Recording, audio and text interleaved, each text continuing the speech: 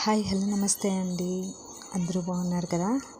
First of all thank you అండి మీ అందరికీ, ఎవరైతే ఫస్ట్ నా లింక్ ఓపెన్ చేసిన వీడియో చూస్తున్నారో వాళ్ళందరికీ.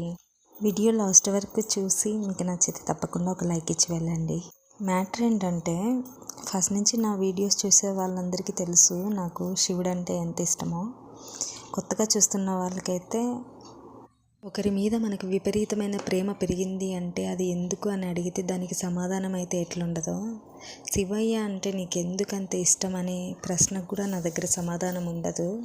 అంత ఇష్టం ఆయన అంటే నాకు. ఎంతలా అంటే ఆయన పేరు ఎక్కడన్నా గట్టిగా చెప్తూ ఉన్నా, ఆయన గురించి ఏదన్నా మాట్లాడుతూ ఉన్నా, ఆయన డైరెక్ట్గా చూసినా నేను నా కన్నీళ్ళని ఆపుకోలేను. అంతలా నాకు తెలుసు మీ మనసులో మీరు అనుకుంటూ ఉంటారు, మరీ అంతలా ఏం చేశారు దివ్య నీకు శివుడు అంత ప్రేమిస్తున్నావు అని.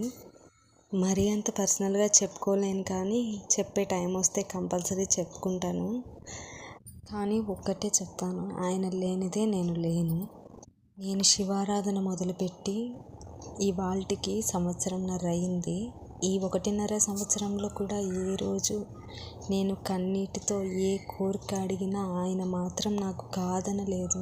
నా జీవితంలో ఏదైనా పెద్ద నిర్ణయం తీసుకునే ముందు అది ఆయనకే వదిలేస్తాను.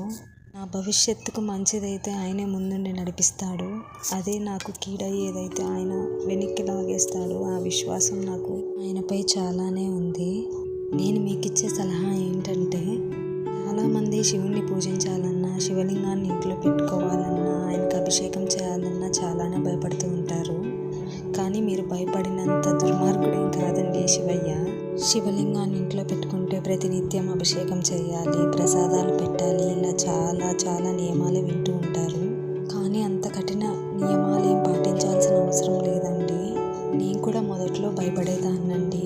ఇలాంటివన్నీ విన్నప్పుడు అయ్యో శివలింగాన్ని ఇంట్లో పెట్టుకుంటే ఇట్లనే ప్రతిరోజు అభిషేకం చేయాలంటే మనకు కుదరదు కదా. కానీ తాను ఒకటి తలిస్తే దైవం ఒకటి తలిచినట్టు నేనైతే ఫస్ట్ నుండి శివలింగాలు పెట్టడానికి చాలా భయపడేదాన్ని. ఆ పరమేశ్వరుడు ఎప్పుడు నాలో అంత ధైర్యాన్ని నింపాడో నాకు తెలియదు, కానీ ఫైనల్లీ నేను శివలింగాన్ని ఇంటికి తెచ్చుకున్నాను. ఎవరూ నాకు సజెషన్ ఇచ్చింది కానీ, ఒకరిని చూసి నేను నేర్చుకుంది కానీ కాదండి, ఇది నా ఓన్ డిసిషన్. తీసుకొచ్చుకున్న మొదట్లో చాలా ఇబ్బంది అయ్యేది. అంటే ఈ నియమాలన్నీ చూశాను కదా, కొంచెం టెన్షన్గా ఉండేది. శివయ్యని ఇంట్లో పెట్టుకుంటే కంపల్సరీ అభిషేకం చేయాలా, డైలీ ప్రసాదాలు ఇవన్నీ అనేసి. కానీ నాకున్న పరిస్థితిని బట్టి, నాకు 2 చిన్నపిల్లలు కాబట్టి నేను మేనేజ్ చేసుకోలేకపోయా. మా ఆయన కంటే మా ఆయన పూజ చేస్తాడు కానండి, ఇట్లా అభిషేకాలు ఇవన్నీ చేయడానికి పెద్దగా ఆయనకు తెలీదు. అంటే ఇంట్రెస్టెడ్ లేదు. భక్తి ఏమో భక్తి ఉంటుంది కానీ మరీ ఇంత డీప్లీ చేయమంటే ఆయన చేయడు. చాలా రోజులు అలానే కష్టపడుతూ కొనసాగిస్తూ వచ్చేదాన్ని, డైలీ అభిషేకం చేసుకుంటూ. బట్ పోను నా ఆరోగ్యం నాకు సహకరించట్లేదండి. ఎందుకంటే 2 నాకు C-సెక్షన్స్ కాబట్టి కొంచెం ఎక్కువ స్ట్రెస్గా ఫీల్ అయ్యేదాన్ని. ఈయన ఎప్పుడైతే మా ఇంట్లోకి వచ్చాడో అండి, మేము 4 కాదు ఇంకొక పర్సన్ ఉన్నాడని ఫీలింగ్ స్టార్ట్ అయింది నా మైండ్లో.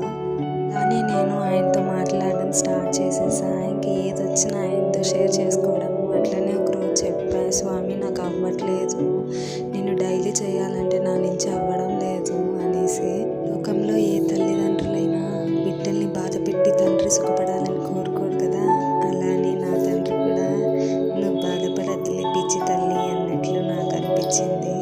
ఇంకా అప్పటి నుంచి నేను కూడా ప్రతి సోమవారము, ఇంకా ఆరుద్ర నక్షత్రం నాడు, మాస శివరాత్రి నాడు ఇలా పర్వదినాలను బట్టి అభిషేకం చేసుకుంటూ ఉంటాను. నేను ఎప్పటి నుంచో, అంటే నా పెళ్ళై 10 సంవత్సరాల నుంచి మా ఇంటి దేవుడు శివయ్యనే. బట్ ఎప్పుడు కూడా నేను అంత హార్ట్ఫుల్గా ఫీల్ అయ్యేదాన్ని కాదు. ఎప్పుడైతే శివలింగం తెచ్చి ఇంట్లో పెట్టుకున్నానో నాకు విపరీతమైన ప్రేమ పెరిగిపోయింది ఆయన పైన. ఆయన కూడా నా లైఫ్లో అట్లాంటి చేంజెస్ తీసుకొచ్చాడు. అది అబద్ధం ఆడకూడదు మనం కూడా. మన పూర్వీకులు చెప్పేవారట, శివలింగం చల్లబడిన చోట ఆ ఇల్లు కూడా చల్లగా ఉంటుంది అని. నేను శివ పూజ మొదలుపెట్టినప్పటి నుంచి ఇప్పటి వరకు నా తండ్రి మాకైతే ఏ లోటు లేకుండా కాపాడుకుంటూనే వస్తున్నాడు. నా దృష్టిలో సంపద, సౌకర్యం, సంతోషం అంటే డబ్బు కాదండి, ఉన్నంతలో సంతృప్తిగా జీవించగలగడం. అలాంటి ఒక సంతృప్తిని నాకు ఆ పరమేశ్వరుడు సంపూర్ణంగా ఇచ్చాడు. అది మాత్రం నేను ఖచ్చితంగా పూజించడం మొదలుపెట్టిన తర్వాత నాకు నేనే ఆత్మ పరిశీలన చేసుకోవడం మొదలుపెడితే నాలో చాలా మార్పుల్ని నేను గమనించాను. మీకు చెప్పొచ్చేది ఏంటంటే, శివయ్యని పూజించే వాళ్ళకు కష్టాలు వస్తాయి, నేను కాదనను. కానీ ఆ కష్టాలను తట్టుకునే శక్తిని కూడా ఆయనే ఇస్తాడు. భయపడకుండా శివలింగాన్ని ఇంటికి తప్పకుండా తెచ్చుకొని వారానికి ఒక్కసారైనా ఆయనకు అభిషేకం చేసుకొని మీ మనసులో ఉన్న సంకల్పాన్ని ఆయనకు చెప్పండి. నా తండ్రి బోలా శంకరుడు తప్పకుండా మీ బాధల్ని వింటాడు. మీరు అనుకున్న ప్రతిదీ అయ్యేలా చూస్తాడు. భూత ప్రేతాత్మలకు సైతం రాక్షసులకు సైతం వరాలిచ్చే ఆయన నీకు ఇవ్వడంటావా? సమయం వచ్చినప్పుడు ఆయన తప్పక ఇస్తాడు. ఓం నమః శివాయ. ఫస్ట్ టైం మీరు నా ఛానల్ని చూస్తున్నట్లయితే తప్పకుండా లైక్ అండ్ షేర్ చేయండి, సబ్స్క్రైబ్ చేసుకోండి. కళ్ళకు ఆకట్టుకునే విధంగా నేను వీడియోలు తీయలేకపోవచ్చేమో, కానీ మనసుకు ఆకట్టుకునే విధంగా నేనైతే మాట్లాడగలుగుతానని నేను నమ్ముతాను. ఈ వీడియో మీకు యూస్ అవుతుంది. దేవుడిపై నమ్మకం మీకు పెరుగుతుందని కోరుకుంటున్నాను. సర్వే జనా సుఖినో భవంతు. నమస్తే.